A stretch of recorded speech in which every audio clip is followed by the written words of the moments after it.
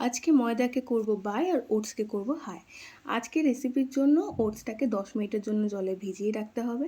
আর আজকে রান্নায় যে সমস্ত ইনগ্রিডিয়েন্টস ইউজ হবে সবই ঘরে থাকে।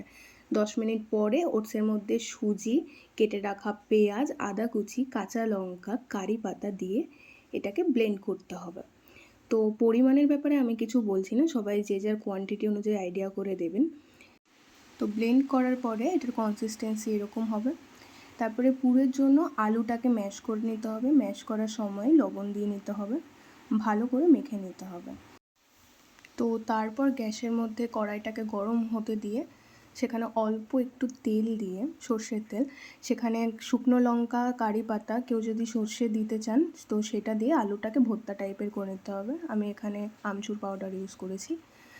তারপর চাটুতে অল্প পরিমাণ তেল দিয়ে ব্যাটারটাকে গোলা রুটি মতন করে তার উপরে বাটার, আলু সেদ্ধ, গাজর কুচি, আপনারা চাইলে পেঁয়াজ কুচি দিতে পারেন, আর চিজটা ঘরে ছিল তাই দিয়েছি, এটা অপশনাল। তারপরে রোল মতন করে নিলেই তৈরি আজকের রেসিপি।